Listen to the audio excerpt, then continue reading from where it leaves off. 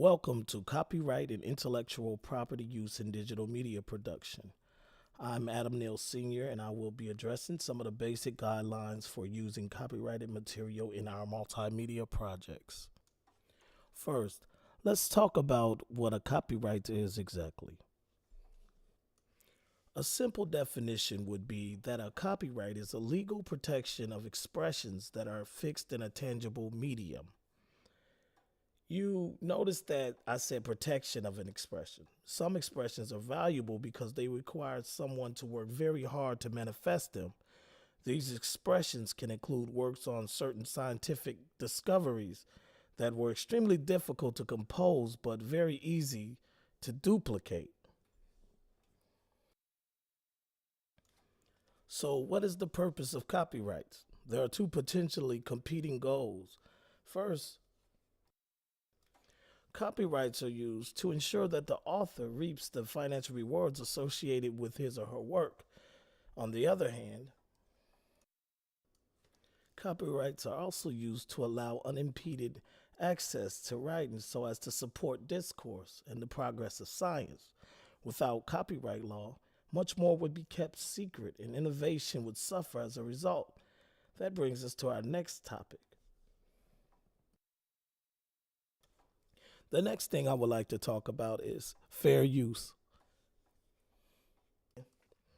Fair use underlines certain exceptions that allow one to copy or reproduce an original work without infringing on the author's ability to reap monetary compensation. Some examples would be using the work for criticism, commenting, or discussion, news reporting, or teaching. So copyrights allow authors to get paid for their hard work while allowing others to be inspired by it. This balancing act worked for many years, but the emergence of the digital media use on the internet warranted certain amendments.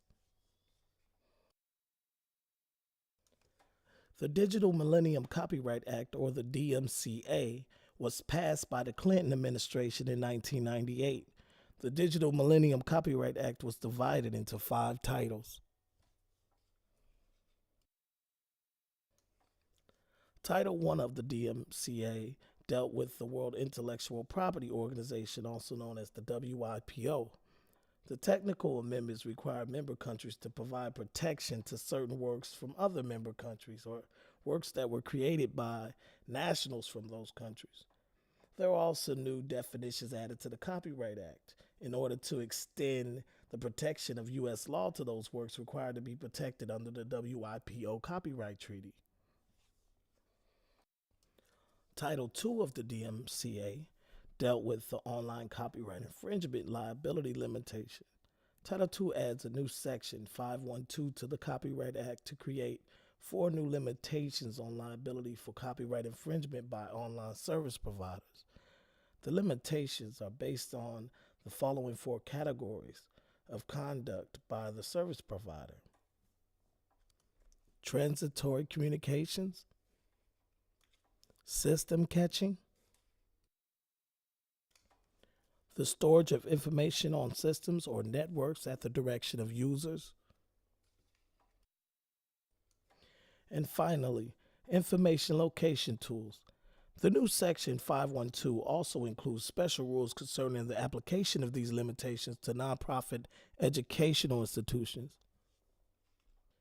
Title III deals with computer maintenance and repair. Title III expands the existing exemption relating to computer programs in Section 117 of the Copyright Act, which allows the owner of a copy of a program to make reproductions or adaptations when necessary to use the program in conjunction with a computer. The amendment permits the owner or lessee of a computer to make or authorize the making of a copy of a computer program in the course of maintaining or repairing that computer.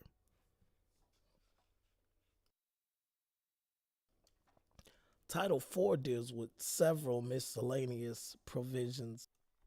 We won't talk about any of these right now, but in your spare time, if you want to, you can take a look at them. Then finally, we have Title V, which deals with the protection of certain original designs.